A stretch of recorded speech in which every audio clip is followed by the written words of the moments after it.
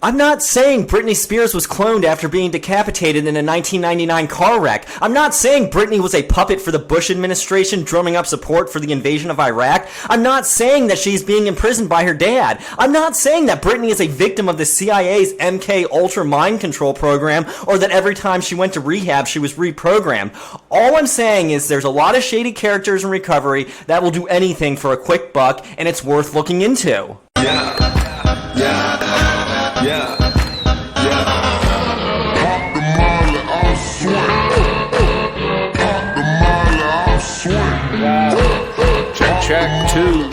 All right. Welcome back to another episode of Almost Sob, Season 1, Episode 8, Step 8. Step 8, turning the corner, making big things happen here. Big things. And like I said last week, I apologize for not having Step 8 to you earlier, but we just weren't there, and we're on God's time these days. And as we shared, we are struggling a little bit with the willingness to make amends, but I think both Shotgun and myself have that willingness today, and we're ready to tell you what Step 8's all about. Yeah, we are. We have become willing. There's no doubt about it. I can feel it from my head down to my toes. I'm ready. Let go and let God. With that being said, I'm going to go ahead and start tonight with the check-in because I have had a very eventful, more than a week. It was probably like a 9 or 10 day experience. So one of the gifts of sobriety is a dear friend of the show, Scary Carrie, a.k.a. 54 Chains, a.k.a. Once Upon a Time in Lemexicano. The listeners might remember her from our podcast on the sex ideal. I released that as a bonus episode. Personally, my favorite episode, and just a dear friend of the podcast. She lives down the street from me, and as a result of me just, living the clean life, she entrusted me not only to, watch her house, but to watch her 4 dogs, her chinchilla, and her son's lizard. Lots of responsibility going on here. Lot of responsibility. And not only did she just give me the key and trust me, she paid me. So she gave me $300 to do this. And so I'm just hanging out, We are in the age of miracles, my friends. Oh, yeah, I'm hanging out at the house. I'm feeling like the dog whisperer, acting like these dogs are trained and stuff. And, watching TV, just really maxing and relaxing, feeling like a boss. And, I don't know. I start thinking, what am I going to do with this $300? And I thought about how I spent that $1,200 stimulus, and I was pretty responsible, if everybody remembers. I remember. Those are some shrewd investments. Those things are still going to be paying big dividends. Yeah, I bought penny stocks, Beanie Babies, Monopoly game pieces. Right, had that property in Detroit. Yeah, my timeshare in Detroit. I was being nothing but responsible, so I was like, you know what? It's time to treat myself. And I get online. The first thing I do is I order some cosplay costumes off a seller on eBay. Big shout outs to Dirty Hector. This is the first time I've ever ordered anything on eBay, and it came the very next day. So I ordered some leashes, I ordered a tiger outfit, I ordered another kangaroo outfit, I ordered an alligator costume, I ordered whole wide array of things here. Yeah. I also ordered a bunch of outfits you would see the animal trainers at a Ringling Brothers show wear. Yeah, so super exciting. So anyways, it arrived the very next day. So I'm going through the package and I'm just super excited. I have this big house to myself, just me and all these animals, and I just can't. I'm there for 10 days. It's only day 2 at this point, and I start thinking I shouldn't let this house go to waste. Carrie told me to enjoy this house, so I get on Craigslist. I start meeting like-minded people. I start inviting people over for a pet party. Makes sense to me. Mm-hmm. Yeah, so anyways, self-care. Yeah, later that night, so this is my second day there. Later that night, the party got a little out of control. I thought I maybe had 15 people invited, and I did. However, those 15 people invited people, and next thing you know, she's got a relatively big house. Yeah, there's all kinds of people there, and they are all dressed to the nine in costume. We have everything from cats, lions, tigers. We have wolves, dogs, and then we got the real dogs running around. And I set up a bunch of extra dog food bowls, a bunch of water. Half the people are on leashes. It was nice. It was getting weird, just like pet parties are supposed to. Anyways, we're probably 4 or 5 hours into this thing, and mind you, I'm staying sober the whole time. This is all sober fun, and I don't know. There was this beautiful woman who came dressed as a tiger, and I'm like, you know what? I'm breaking out that Ringling Brothers costume I ordered, and Carrie had this. It looked kind of like a hula hoop. It was this heavy metal thing. I think it was a hula hoop. Maybe it was for like exercise or something. So, anyways, I break this thing out and I douse it in lighter fluid. Good idea. Yeah, and I have this woman dressed as a tiger, jumping through it, and it's just like a circus show. I'm having a field It's like day. the big top going right here in Carrie's house. I love it. So we're in her living room. I'm holding this metal hula hoop thing drenched in lighter fluid that's on fire, and I'm having this woman dressed as a tiger jump through it. And next thing you know, it catches my hand on fire. Uh-oh. I drop it, and I get that fire off my hand. Good idea. The woman dressed as a tiger, thank God, she is alive. She did suffer third-degree burns, but she's alive, yeah. Well, good. It could have been much worse, but this is the horrible part. So the fire got out of control. Uh-oh. Everybody got out safe, including the animals. Good. But, Carrie's house was completely burned to the ground, and the whole thing is Thank goodness everybody got out. Yeah, and by the time the kitchen was up in smoke, I was a volunteer firefighter at one time. That makes sense. Yeah, so I knew, there was nothing I could do except you probably just knew this is it. Yeah, I knew this is it. I got to protect the people and the animals, and I got them out of the house. And I was recording, on my phone, just the party in general, kind of documenting it, just for really my own enjoyment. I wasn't going to repost it online because I didn't get permission from all the people that came. But, I'm just filming anyway. So right. I end up filming, poor Carrie's house burned to the ground. And yeah, we go back to my mom's house with all the animals. My mom was pissed, but I ended up staying with her for the next 7 days. And then I go and pick Carrie, her boyfriend, and her son up from the airport. And I'm there with all 4 of her dogs. I got her little chinchilla in my shirt pocket, and I have her lizard sitting on my right shoulder. And she kind of laughs, and she's like, what did you bring all of my animals with you for?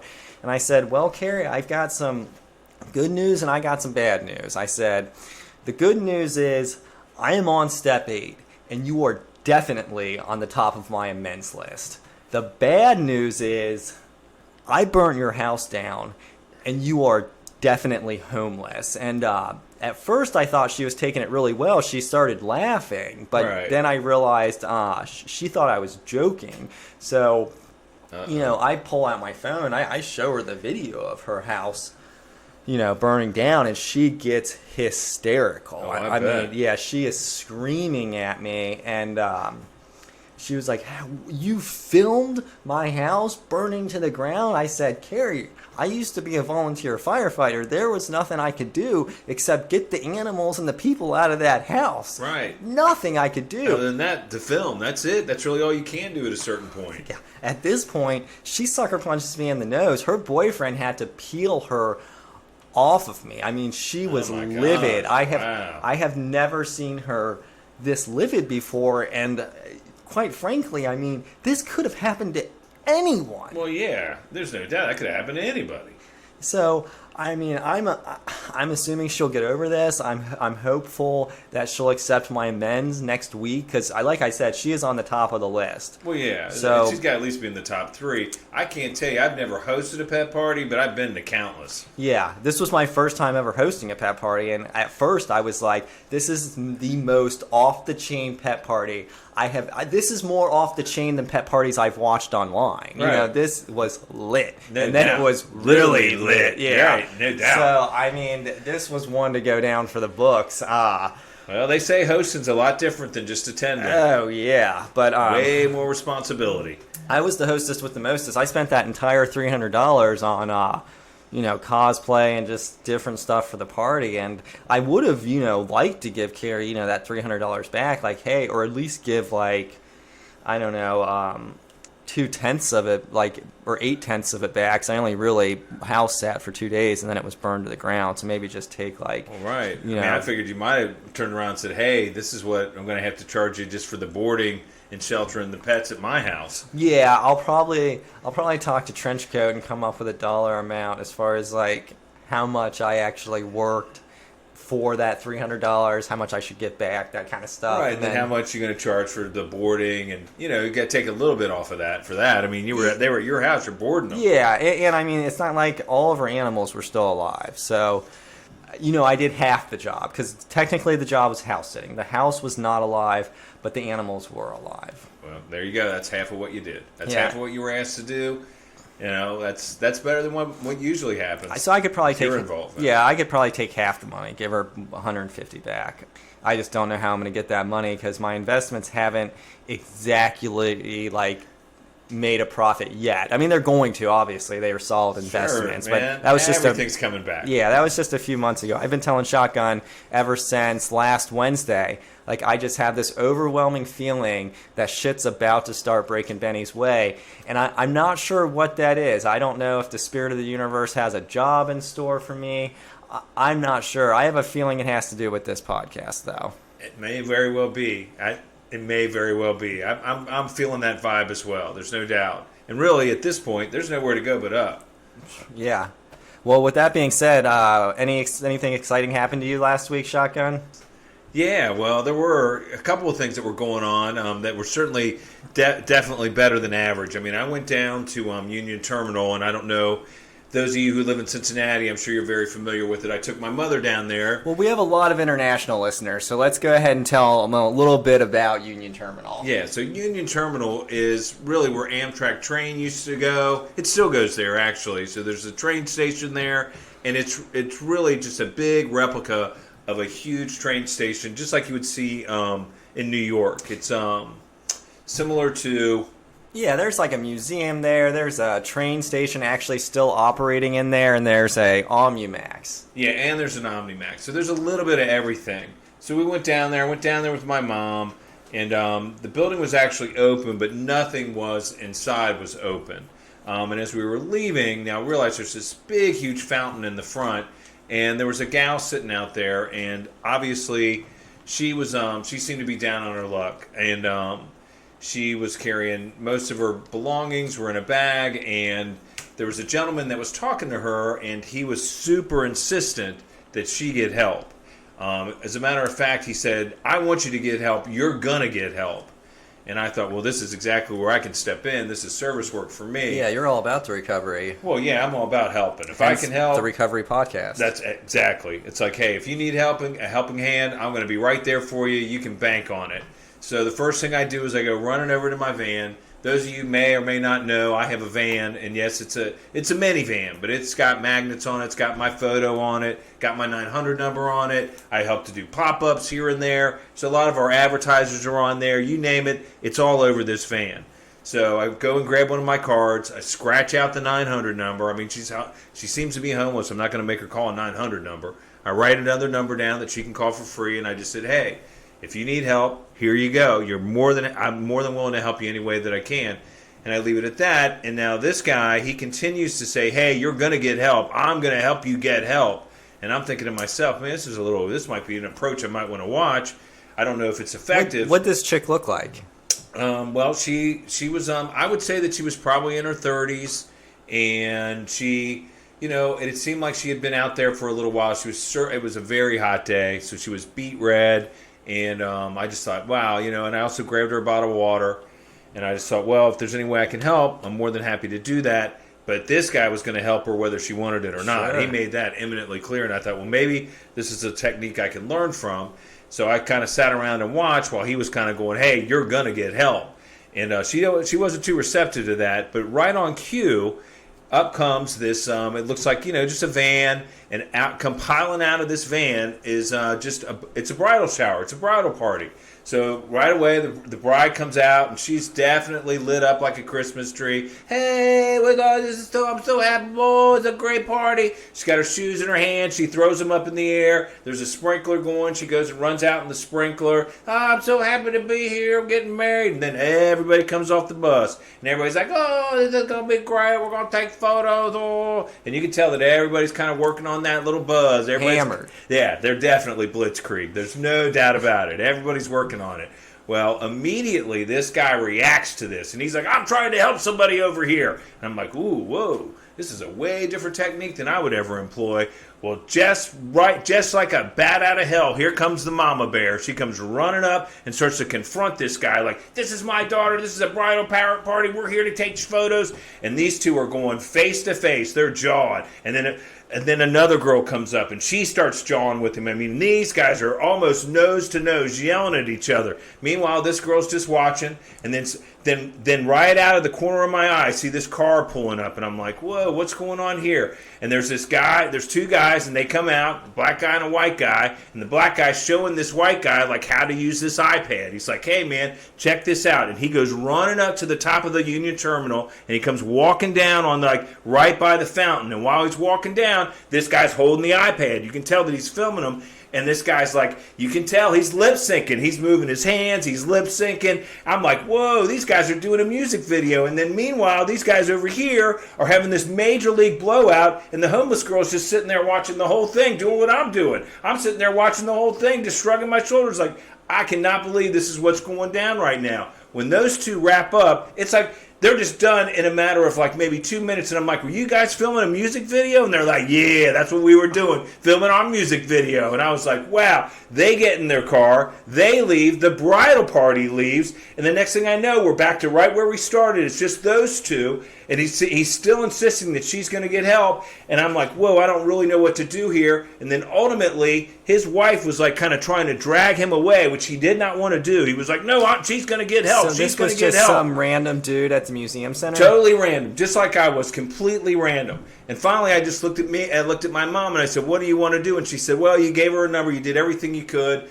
You know, that's probably the best that we're going to be able to do. And we waited and waited. And ultimately, what ended up happening is that it looked like she just said, hey, I appreciate you wanting to help me, but I'm going to go ahead and just make my way down the road. I've got a game plan. I've got an idea.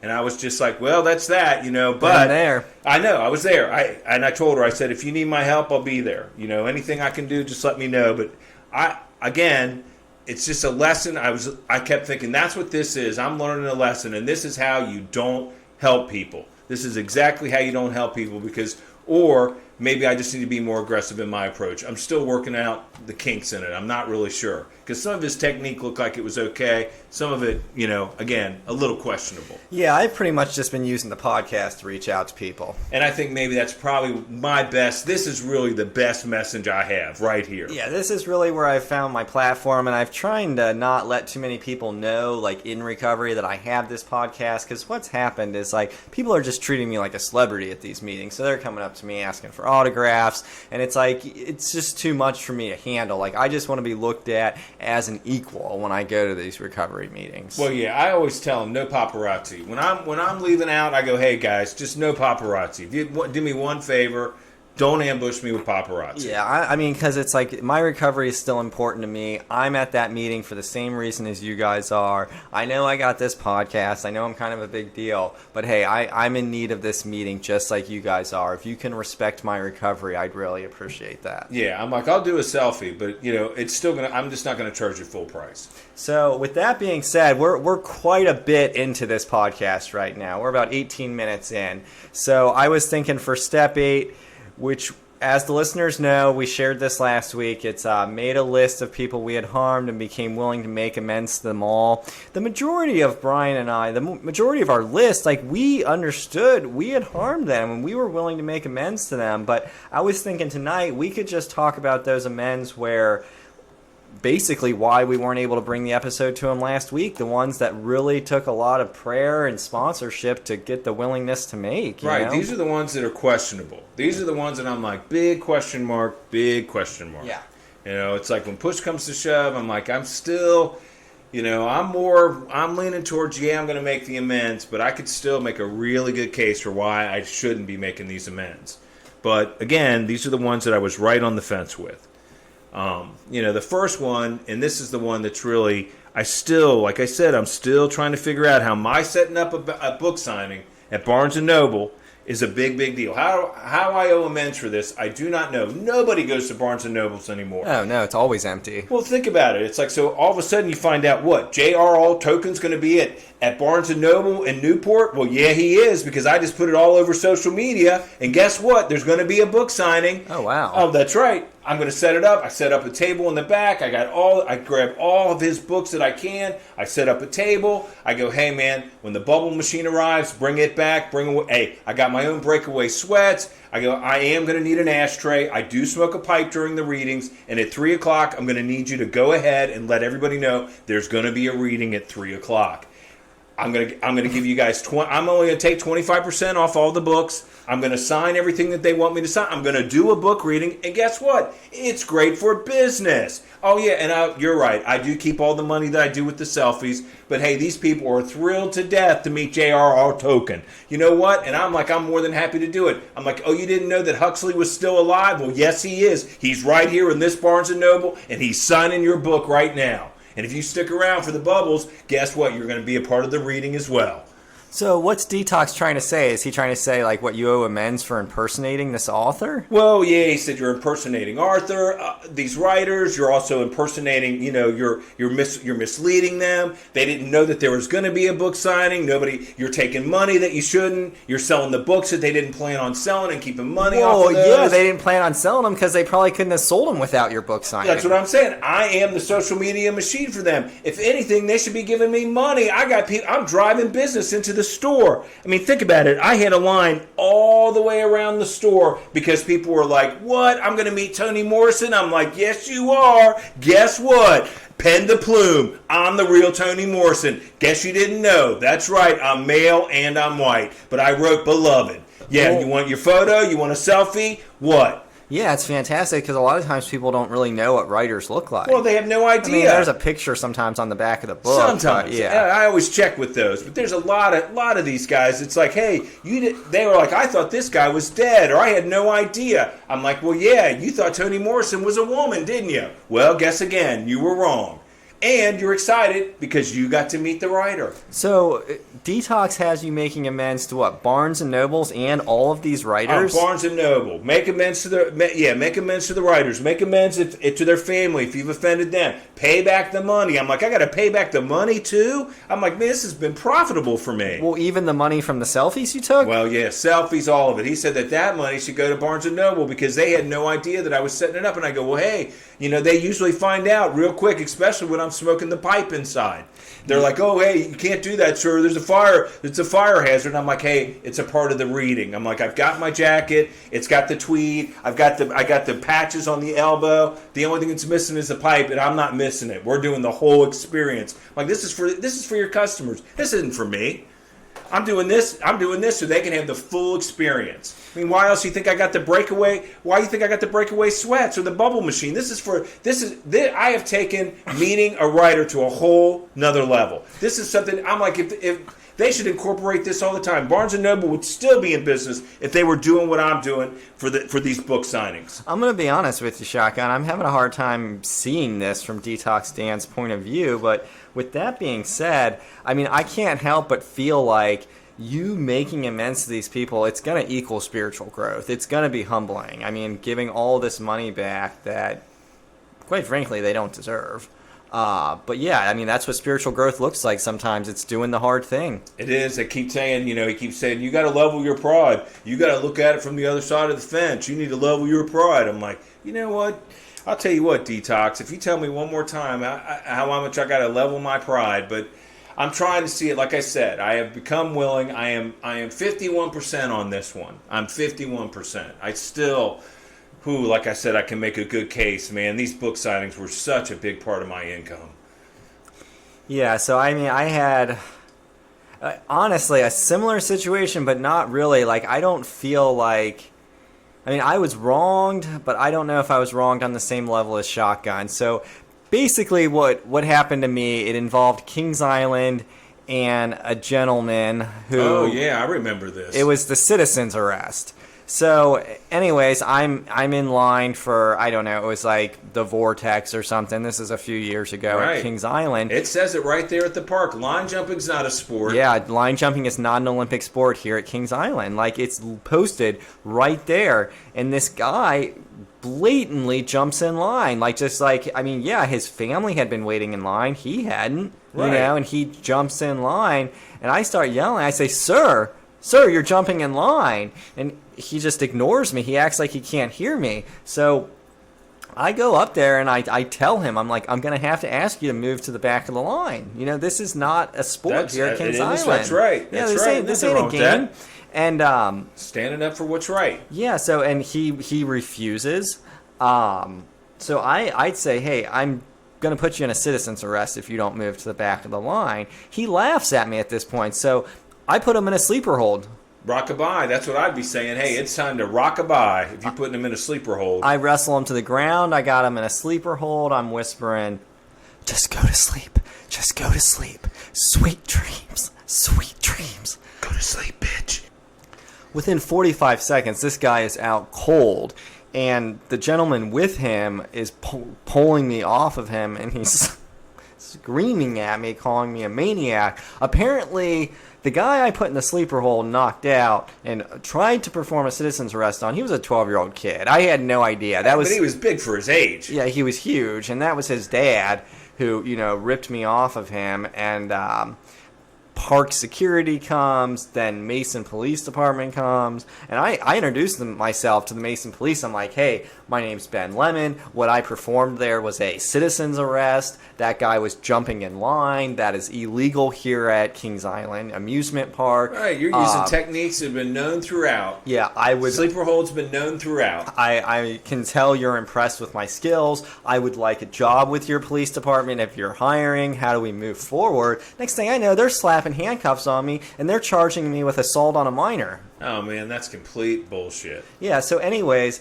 obviously this made my resentment list. Like that kid, his dad, Yep. Kings Island, Sure. Mason Police Department, all of them. And Trenchcoat had the nerve to put every single one of them on my amends list. Oh, man, that's way out of hand, because I could just see, hey, right away I'd be like, line jumping's not a sport. Yeah. So it's just, I mean, he even has the Mason Police Department because of some of my behavior while I was down there. And it's like... It's almost like they were asking for it. I mean, hey, they got the ball rolling if you think about it. Yeah, and quite frankly, it's... But there has to be another side to the story, clearly, Apparently, I think the big thing that really, where it really gets out of hand is that he's just 12. Yeah. Even with the facial hair, he's still just 12. Sure, and I mean, I had no idea. So Trenchcoat wants me to go to the police department in Mason and apologize, because when I was in their holding cell, I was screaming things like, defund the police. I was way ahead of my times. Like, I saw all this stuff coming that's happening today. I saw this coming years ago. I was screaming, defund the police when I was incarcerated in Mason. Oh, I can understand that, because I would have just been like, hey, man, this guy had the strength of 10 mules. Mm-hmm. Still just 12, but still the strength of 10 mules. Sleeping like a 2-year-old, but still... The strength, and still 12 years old. So I guess at the end of the day, the police department was just doing their job. So I'm going to go make amends to them next week. As far as making amends to the child or Kings Island goes, I am not welcome back at Kings Island amusement parks anymore, or any of their sister or brother parks. Oh, so man. a lot of people don't know this, but there's like Kings Dominion. They have parks all Sure. around the country. Cedars. And and you can actually Cedar go Fair. there either discounted with your Kings Island pass or for free with your Kings Island pass. I'm banned from all of them due to that citizen's arrest, and obviously the kid and his family have a restraining order against me as well. So Trenchcoat told me just to obviously make amends to the police department and have the willingness to make amends to Kings Island and that family, and we'll cross that bridge, next week when we get to step 9. But he said he just wants me to have the willingness. And I mean, as the listeners probably understand, it was a lot of prayer for me to get to the point where it's like, I still don't think I was necessarily in the wrong, but I did, put the kid in the sleeper hold. He was unconscious, like he lost consciousness. It could have gone. There was no serious harm. he came to minutes later, but there could have been serious harm. So Sure, but that kid had the strength of like 10 mules. he did, and I really don't. That's the most proactive maneuver that's ever gone down at Kings Island from a security standpoint. Yeah, I mean, honestly, I'm surprised. If you guys don't want to aspire to those signs, then why post them? Yeah, I'm not sure why Kings Island or the police department didn't offer me a job. Instead, they charged me with assault and banned me from all their parks. But anyways, I can tell the listeners, I can tell you, Shotgun, I already told Trenchcoat Tom, I do have the willingness to make amends to all of those people, and I am ready to grow spiritually. And that was what was holding me back from really being able to do step 8, but I feel like I'm there. I'm not sure how I'm going to make amends because of the restraining orders, but I am willing. And that's a lot of what this step is about. It's becoming more and more clear, even from us just talking about it right here. You know, I'm thinking about all the stuff that we just went over. I'm thinking about, what went down with all these incidences, what went down with Billy, with Benny Boy and the sleeper hold, what was going down with me, and I'm like, oh yeah, well maybe this is really just a matter of my willingness. Sure. Am I willing to kind of make this, even if I was making a huge profit, am I willing to go back to the Barnes & Noble and go, hey, you know what? No more book signings. Absolutely. With that being said, I think this is a great time for a word from our sponsor for tonight. Have you always wanted to be a parent, but not have any of the responsibilities that go with it? Have kids that do what they're asked and never give you any hassle?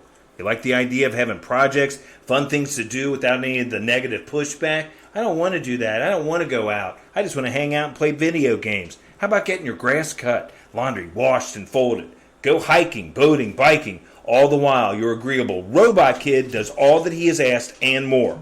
Hey, you get thirsty on your hike? You don't have to worry. Robot kids have built-in coolers in their stomachs. Forget your grill? No worries. Robot babies and kids all come with their own detachable grill. Be the sensei and the talk of all your friends and neighbors as they marvel at how well mannered your kids are. They aspire to learn all your theories and secrets on great parenting. For once, don't be green with envy. Be the envy. Robot babies and kids, each sold separately. Not responsible when the robots turn on you. Not responsible when the robots turn on you. Wow, Shotgun, I am ordering 2 robot children right now, a boy and a girl, and I'm updating my dating profile and letting these women know that I am a proud father of 2. Well, watch the hits. It's going to light you up, man. I'm telling you. Because what I like to put in my profile is that, hey, I've got 2 that have already gone to college. I have successfully raised more than a couple of kids, and they're well on their way to being. They're just, they're a chip right off the old block. Yeah, and quite frankly, I've always wondered what it would be like to be a father, and now I'm going to kind of get to figure out, That's right. You're going to get to live it. You're going to get to live it, and that's what's most important. It's like these, that's what I always tell people. There's nothing like experience. With that being said, this brings us to our segment where we take a question from one of our listeners, and tonight's question comes from Carol in Lexington. All right, I have a question for the podcast. What is the line between a healthy dating sex life and sex addiction? In parentheses, it says asking for a friend. Be specific. Give examples. Thank you, Carol. Yeah, Carol, man, I like it. Are you single, Carol? Anyways, Carol, I don't know if you listened to our episode on the sex ideal, but we kind of talk about this, but we don't really talk about that very, very thin line between a healthy sex life and a sex addiction. Mm-hmm. Ain't that the truth? Because it's a thin line, Carol. I mean, you got to learn how to walk it just right. Yeah, what one man describes as an addiction, another man might just describe as a Friday night. That's right. One man may have no fare for his flavor and no pepper for his straight diet. But how do you answer this question, Shotgun? How do you decipher between addiction and healthy sex? Well, this is the easiest example that I could come up with. Is I'm thinking, hey, if she wants to go and if she wants to do some cosplay and that's really what she's into, and it's something that I'm not really into, but I'm willing to at least go ahead and try it because that's what she's into. I feel like, hey, that's being healthy. That's getting on the other side of the fence. Now, if it's something that I really, really enjoy and it's something that I start to, I'm like, hey, man, this is something I want to do all the time, and I mean all the time, nonstop, then I might be right where I want to be. I mean, that's really kind of how I look at sex. It's like it's something that I probably want to do all the time, and that's why it's kind of hard for me to decipher that line between what's addiction and what's not addiction. Sure, yeah, and I look at it the same way. Like, let's say my partner's not really into pet parties. Like, well, I mean, I don't think it would be healthy for me to force her to, like, dress up as a giraffe or something crazy like that. But I don't think there's a problem with me strongly encouraging her to, like, dress up as, like, a kitten. Kangaroo or something like that, or ride, a cat, or ride around in my kangaroo pouch or something like that. That's just really just, like, a healthy sex life, encouraging her to explore sexuality. But, like, if I'm forcing her to, like, dress up as some crazy safari, like, exotic animal, I would say that's crossing the line into addiction. I would also say, like, once my sex life starts interfering with other areas of my life, so, like, well, I don't work, I don't go to school. Right, there's an episode on TV of something I really want to watch, and instead I find myself maybe like going, hey, you know what? I'm going to go ahead, I'm going to get on some websites, I'm going to do this and that, and next thing you know, it went from 10 in the morning to 10 at night, and all I've done has been on Pornhub the whole time. That might be, I might be getting into, addiction. Yeah, that's definitely a sex addiction. So if I make a commitment, like, during this pandemic, like, I am going to finish every single episode of The Office, and I get to season 3, and I get sidetracked by porn for 5 days, that's an addiction. Yeah, that's a good example right there. I'd have to agree with you right there, Benny boy. Yeah, I hope that answered your question, Carol. And if not, I strongly encourage you to listen to the Sex Ideal episode. We go into graphic detail on this subject. Really, all of our listeners, I encourage you to listen to that episode. Another big thank you to Carrie for the $300 and for being on that episode. I look forward to talking to you next week and making direct amends to you. Yeah, it's going to be interesting to see how much he wants to charge for the boarding. I'm interested to see how that whole thing goes down. We also are going to encourage you guys to rate the podcast if you can. We're technically, I guess we're not technically. My understanding is that we are having technical difficulties. Some people have reported not being able to rate the podcast. We're going to ask you to try again. We're going to ask you to look at our T-shirts. We're going to ask you to follow us on Insta. There's some other ways to also contribute. I'm going to put all of the social media links in the show notes. And so people have said that they're able to give us like 5 stars or however many stars they want. If you're not going to give us 5 stars, don't waste our time. But what they've been having a hard time doing is writing a review. So I'll try and figure that out this week, because I know people are just dying to give us reviews and just kind of tell us like how this has changed their life, and we can't wait to hear from you. We want some testimonials. We do. We need them. We're ready to share them. We're also ready for you to buy as much as our paraphernalia as you possibly can get your hands on. Yeah, and if this podcast helped you, why not do some service work and share it with a friend? Help a friend. That's service work. Pass it on. Also, if you have any questions for us, feel free to email us at almostsobes@gmail.com. And again, I'll include that in the show notes. And just a disclaimer, everything said tonight and expressed here, these are just the views and the opinions of myself and Shotgun. And our opinions are constantly changing. As I said, we're on God's time. We don't speak for any 12-step program, any recovery community or treatment center. This is just our views, and they are always changing. Thank you so much for listening. Yeah, thanks for listening, and peace out, bitches. Peace out, bitches. I'm swing. Pop the molly, I'm swing.